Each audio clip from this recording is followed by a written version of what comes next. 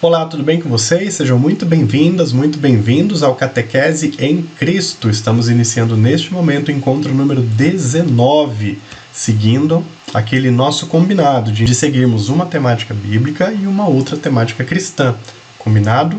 Que Jesus e Maria Santíssima estejam presentes em sua vida e de sua família e que as bênçãos do Pai recaiam sobre todos nós, eu e vocês que estão aí do outro lado.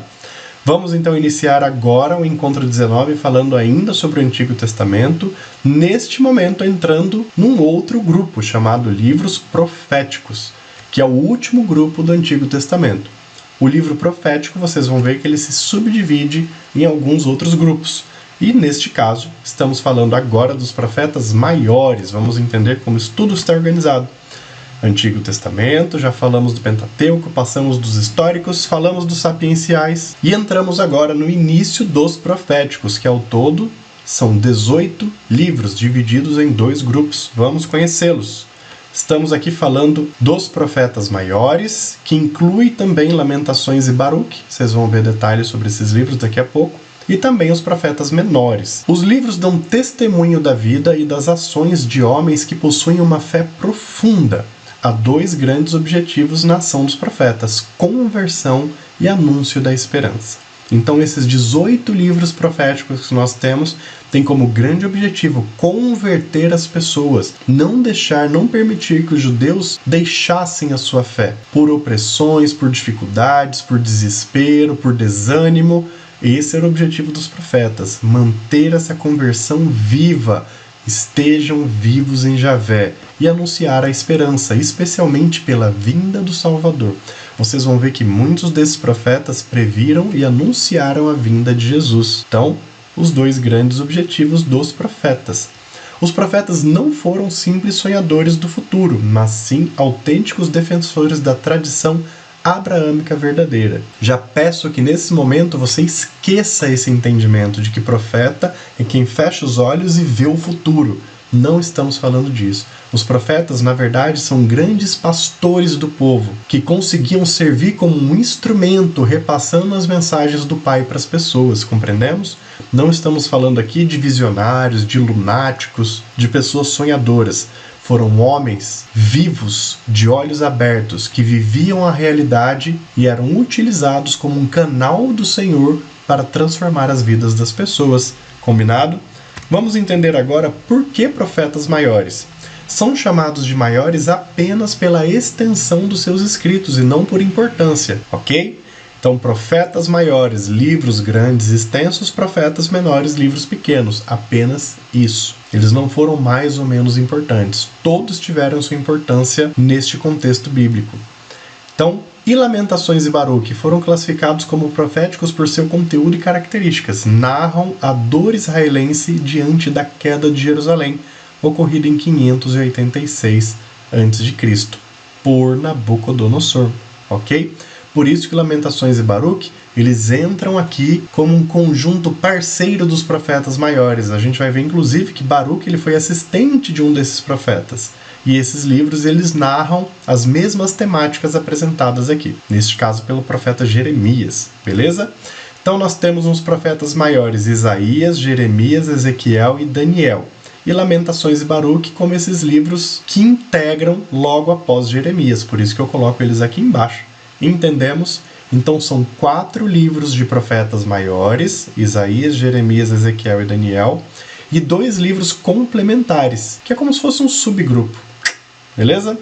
Isaías, Jeremias, Ezequiel e Daniel, Lamentações e Baruque. Vamos falar sobre todos eles a partir de agora, mas antes vocês sabem a didática do Catequese em Cristo, né?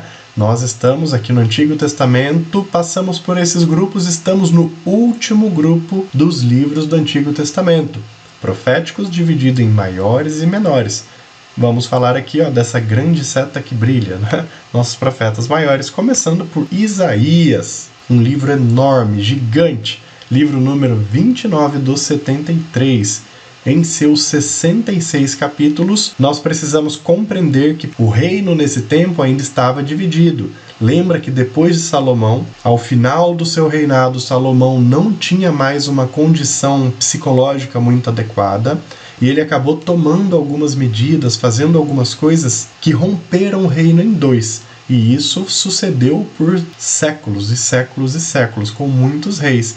E a ação dos profetas acabou seguindo um pouco isso.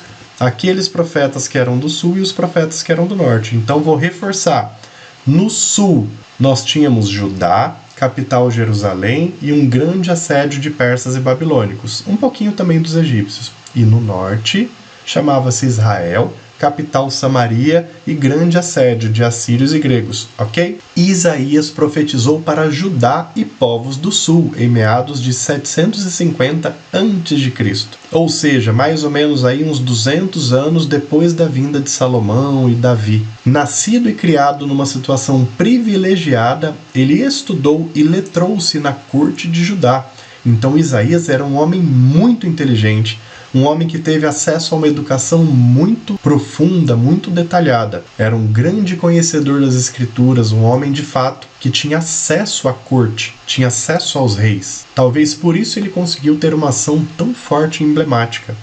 O livro dele é tão grande e versa sobre tantas temáticas que ele foi dividido em 3 grandes partes. E eu, alguns anos atrás, tive a grande graça, a honra de ir lá conhecer onde os pergaminhos de Isaías foram encontrados. Lá em Quirã, nas cavernas de Quirã, em Israel, um lugar maravilhoso, super desértico, mas era interessante que você vê o deserto e as montanhas com as cavernas e grutas de um lado, e olhando para o outro você vê o Mar Morto seguindo ali por uma grande extensão. Um lugar maravilhoso, onde os pergaminhos foram encontrados. Primeiro Isaías, período pré-exílico, expressa a santidade de Deus, afastando o povo de idolatrias.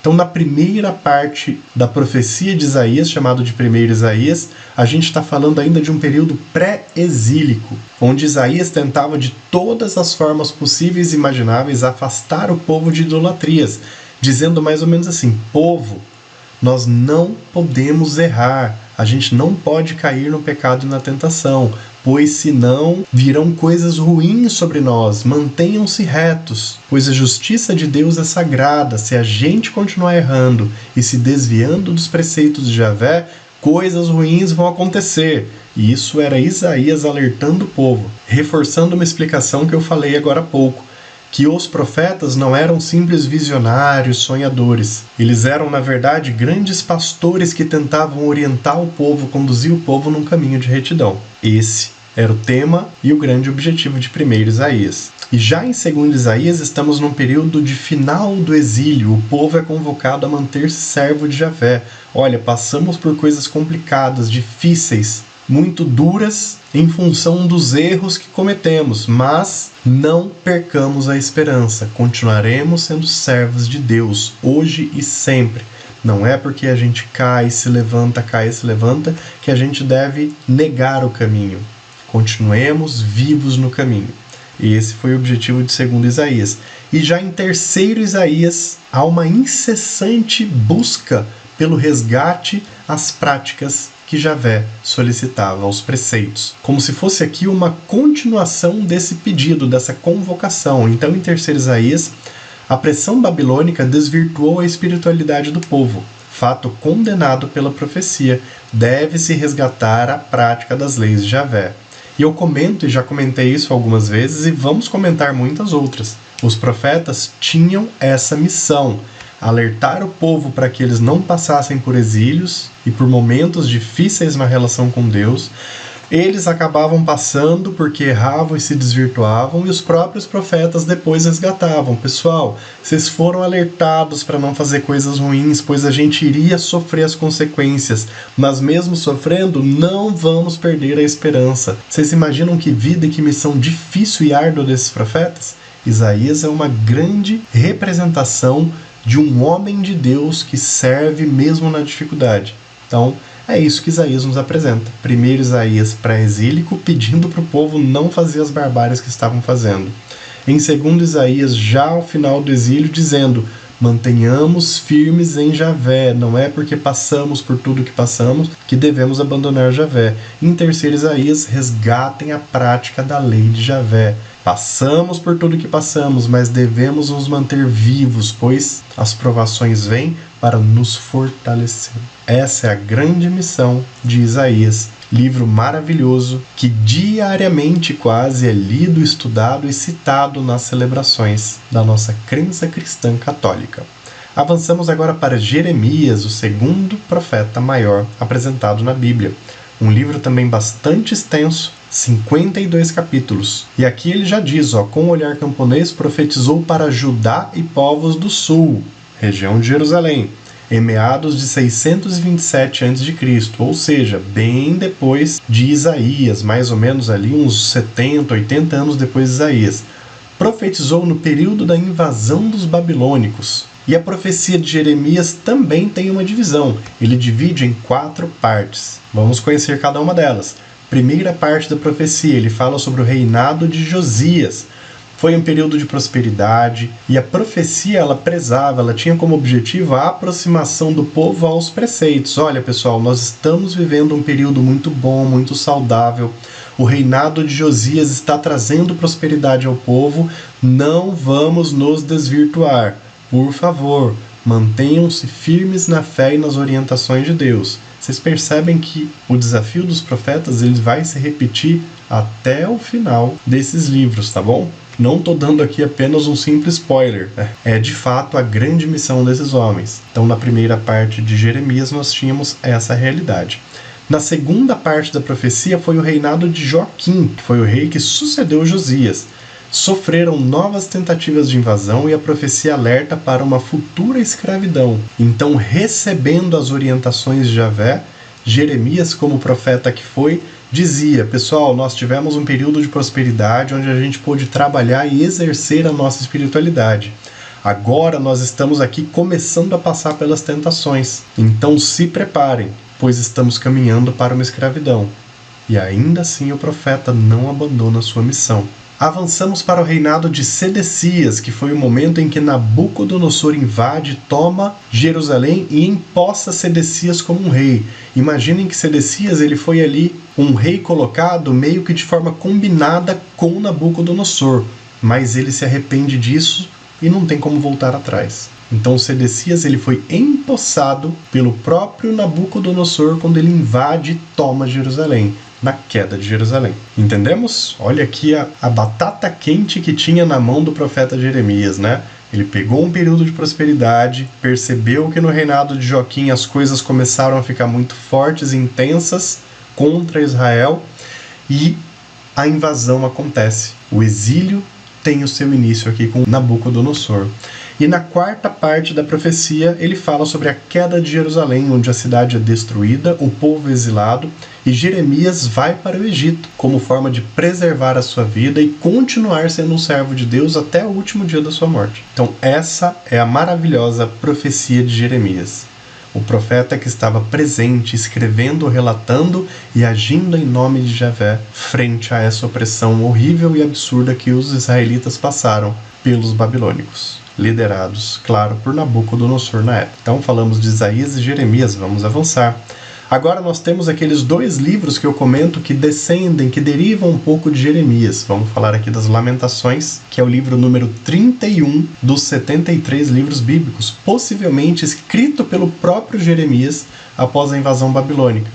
Por que possivelmente? Porque não há uma certeza disso em função das características da escrita e da maneira como ele foi comparado com a própria profecia de Jeremias, mas possivelmente foi pelos detalhes que são apresentados. É um livro pequeno, com 5 capítulos, e contém cantos fúnebres que expressam a dor dos judeus diante da queda de Jerusalém. Vocês veem como em muitos momentos da história, especialmente no Antigo Testamento, eles se utilizavam de cânticos para poder expressar a fé e os sentimentos, como a gente faz até hoje. Mas naquele tempo talvez isso era mais emblemático, porque era uma forma das pessoas decorarem as histórias. Então se criavam cantos e louvores para que isso pudesse ser compartilhado e internalizado pelas pessoas. O período foi tratado pelos israelitas como a maior catástrofe de seu tempo. Porém, a pena havia sido cumprida. Segundo as Escrituras, quando havia uma invasão e um exílio, era uma penalidade que eles sofriam diante daquilo que faziam, se desviando do caminho. Mas eles voltavam, se fortaleciam e aumentavam a sua fé. E Lamentações traz esses cantos, expressando essa dor. Avançamos para Baruque, esse sim um auxiliar direto de Jeremias, está aqui em seus 6 capítulos, Baruque, que foi secretário pessoal do profeta Jeremias, e foi também responsável em muitas ocasiões por transcrever e divulgar as profecias do mestre, enquanto este estava impossibilitado. Jeremias teve muitos problemas de saúde, por um período de sua vida talvez teve até a visão prejudicada. Então Baruque era uma pessoa não apenas muito próxima, mas que agiu diretamente por meio das orientações de Jeremias pelas inspirações divinas que tinham. Então, um homem muito importante em todo esse processo profético.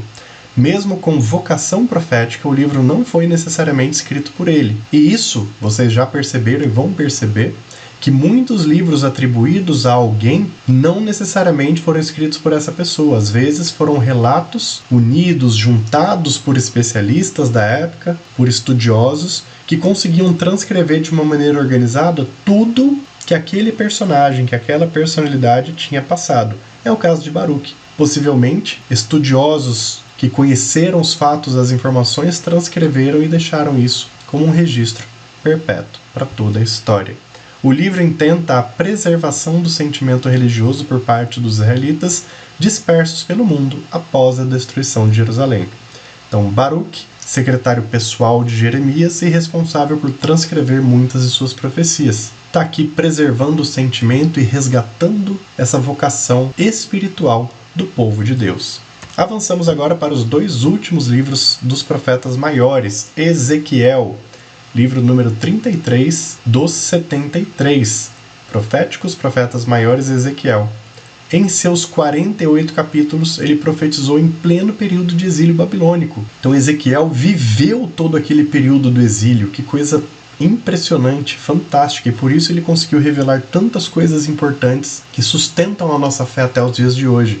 Era um sacerdote judeu que anunciou as sentenças de Deus. Mesmo em exílio, muitos israelitas resistiam a entender o motivo da pena. O profeta pregou uma transformação interna radical do povo de Deus. Olha só que absurdo, né? Tantos e tantos profetas vinham, alertavam o povo e diziam: povo de Deus, não vamos nos desviar das orientações de Javé, pois se a gente se desviar, haverá uma pena, haverá consequências. As consequências chegavam e ainda assim o povo resistia a entender. E esses profetas tinham que ser incisivos. Então, no caso aqui de Ezequiel, ele foi muito radical. Ele pediu: olha, nós erramos muito e agora nós estamos pagando nossa pena e ainda assim vocês não aceitam e não compreendem. Javé está nos orientando. Vamos ser radicais em mudar. E aí ele apresenta 3 passos para que isso pudesse acontecer, como se fosse um grande coach daquele tempo. Aceitar o fracasso, entender que mudanças simples não resolvem e converter-se integral e imediatamente ao projeto de Javé. Ponto final. Ezequiel foi tão forte, tão impressionante, justamente por ser incisivo nessa radicalidade. Nós estamos errados, nós nos desviamos, estamos pagando a nossa pena. E se a gente não mudar totalmente o que a gente tem dentro do nosso coração e nas nossas práticas, nós nunca estaremos verdadeiramente salvos. Tá aqui, 3 passos. Um grande coach daquele tempo para uma mudança radical. Por isso a profecia dele é tão importante. E a última das profecias, vamos falar aqui de um profeta também muito conhecido por tudo que relata em seu livro, Daniel. Daniel viveu o período do exílio, século ali, claro, 6º a.C., 500 e pouco, mas sua profecia anteviu acontecimentos do século II, naquele período dos Macabeus. Olha só que coisa impressionante. Mesmo tendo vivido o exílio, tá aqui, ó, profetizou especialmente aos exilados na Babilônia, porque ele estava lá, exilado também. Mas a profecia dele também anteviu os acontecimentos lá do período dos Macabeus, que antecedia e preparava a vinda de Jesus. Em seus 14 capítulos, ele expressa através de histórias e simbologias a busca do povo de Deus pela liberdade. Então, vamos entender e reforçar que Daniel, profeta de Deus, estava exilado. Viveu o exílio e profetizou para esse povo que estava exilado. E é tão conhecido pela história da Cova dos Leões. É uma manifestação de garantia. Deus é o dono da história, está com seu povo e é o único absoluto. Para quem não sabe, a história de Daniel mostra que a sua fé era tão grande naquilo que Deus preparava para a vida das pessoas, mesmo exilados, né? Vamos compreender. O povo se desviou das orientações de Deus. O povo sofreu as penalidades e foi exilado. E o povo precisava se converter para pagar a sua pena e retornar ao seu ambiente, que era Jerusalém. Daniel estava tentando deixar claro que a espiritualidade, a crença em Javé não podia esmorecer. E para ser testado, foi jogado num grande calabouço com leões à sua volta, e nenhum desses leões o atacou. Ele passou ileso, vivo sobre essa situação, provando que a fé em Deus, provando que Javé, sim, resguarda a vida do seu povo. E essa foi uma situação tão emblemática porque mostrava, né? Somos de Javé. Quando erramos, infelizmente sofremos as sanções e a punição. Mas ele não deixa de ser o nosso Deus e nos proteger para fortalecer a nossa vida. Essa é a história de Daniel na Cova dos Leões. Vocês percebem que estamos diante de livros maravilhosos. Claro, aqui a gente não entra em detalhes de cada capítulo, de cada versículo. Fica aí o convite mais uma vez, a bibliaemresumo.org. Se você tem essa curiosidade de aprofundar ainda mais o que a gente está compartilhando aqui no Catequese em Cristo. Espero que esse encontro tenha sido proveitoso para você, para sua vida espiritual. E mais uma vez peço, desejo que Jesus e Maria estejam presentes em sua vida hoje e sempre, abençoando e intercedendo por todas as suas necessidades. Nos vemos no próximo encontro. Tchau, tchau!